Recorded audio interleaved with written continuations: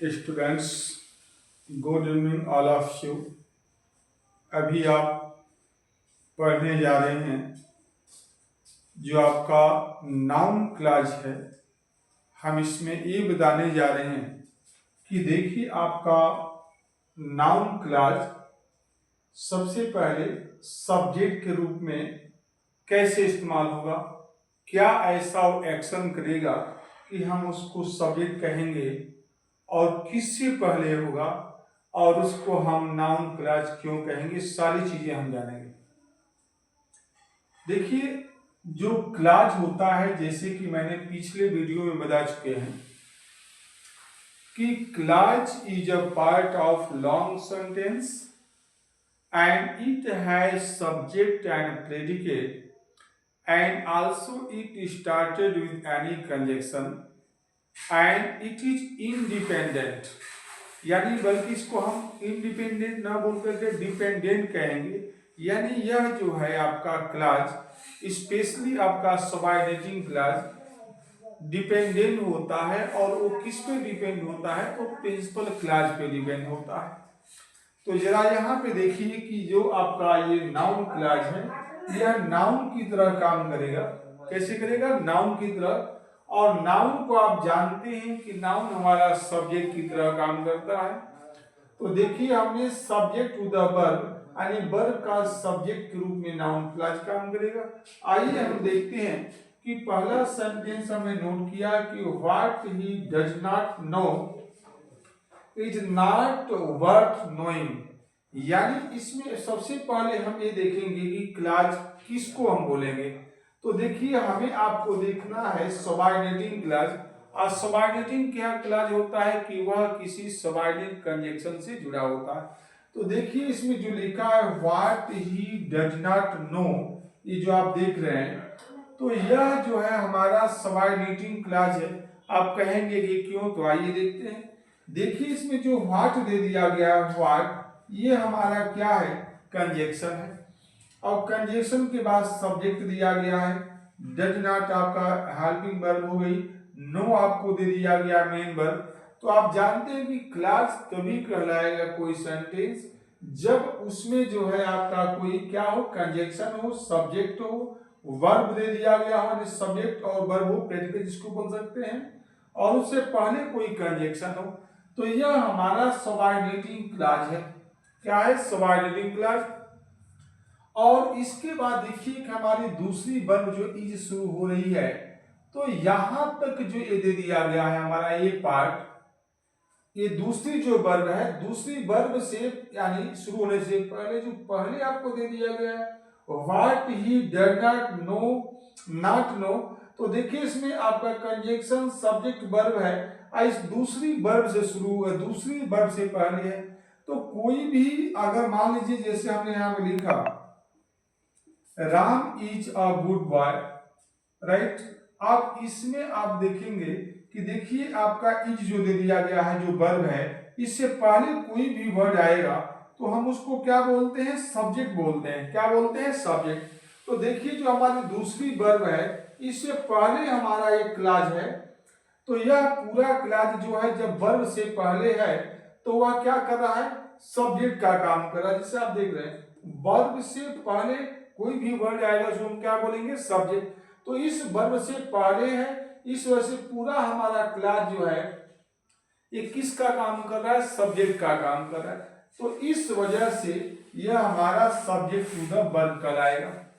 उम्मीद है आपको समझ में आ रहा होगा। दोबारा सुन लीजिए, ये क्लॉज क्यों है? सबऑर्डिनेटिंग क्लॉज क्यों है?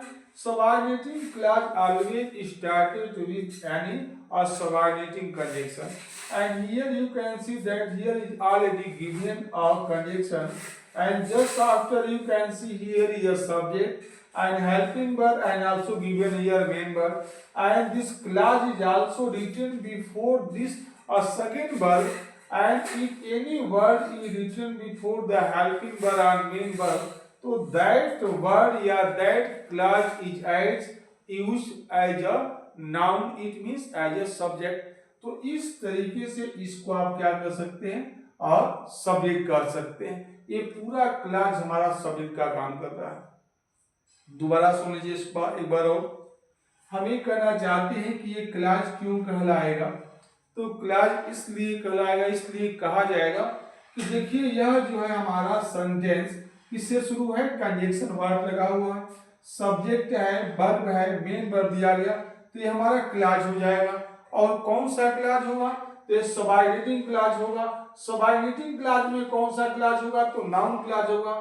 नाउन क्लॉज क्यों कहलाएगा, इसलिए कहलाएगा कि दूसरी वर्ब से पहले दे दिया गया है। अब तो इतना हमारा क्या कहलाएगा, ये आपका पार्ट कहलाएगा आपका क्या चीज, ऑब्जेक्ट।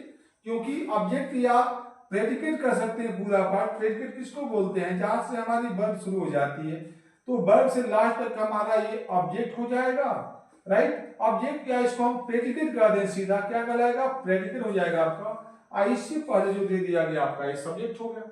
इसी तरीके से आप देखेंगे दूसरे सेंटेंस में, देखिए लिखे what the country need most, यानी जो सबसे ज्यादा देश को आवश्यकता है, जरूरत है, वह क्या है, इज अ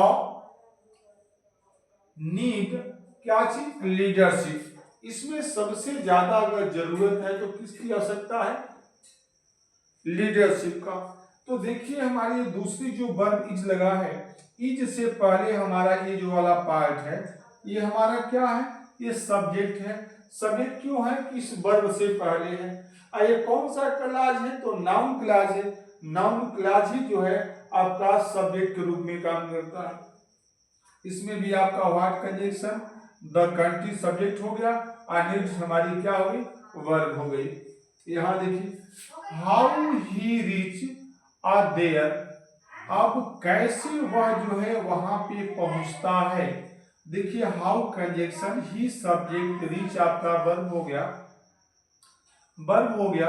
अब तो ये हमारा इस वर्ब से पहले दे दिया गया है, तो इस वर्ब से पहले है, तो वर्ब से पहले कोई भी वर्ड जो दिया होता है उसको हम क्या बोलते हैं, सब्जेक्ट बोलते हैं। हम यही सीख रहे हैं सब्जेक्ट के बारे में। That he will come back soon, अब देखिए कि वह वापिस क्या करेगा, आएगा। तो यह हमारा सेंटेंस जो है पूरा ये क्लॉज है, नाउन क्लॉज है। नाउन क्लॉज इसलिए कहा जाएगा कि यह क्लॉज यहाँ पे समाप्त हो रहा है, यहाँ से दूसरी वर्ब शुरू हो रही है, तो दूसरी वर्ब यानी इस वर्ब से पहले जो भी आपका क्लॉज या जो भी वर्ड आएगा उसको सब्जेक्ट कहलाएगा। और पूरा पार्ट हमारा क्या है, क्लॉज है, लेकिन सेकंड वर्ब से पहले है तो सब्जेक्ट रूप में इस्तेमाल किया गया है, और इस वजह से यह भी जो है आपका वर्ब का क्या कहलाएगा, सब्जेक्ट कहलाएगा। उम्मीद है आपको समझ में आ रहा होगा। चलिए हम और देखते हैं सम मोर एग्जाम्पल अगले वीडियो में। अभी आप देख रहे थे सब्जेक्ट टू द वर्ब, अब हम अगले वीडियो में पढ़ेंगे क्या चीज, ऑब्जेक्ट टू द वर्ब। ठीक है, आइए देखते हैं। Thank you. लाइक करिए, सब्सक्राइब करिए, मैक्सिमम बच्चों तक पहुंचाइए यदि आपको अच्छा लगता है। ठीक है, थैंक यू।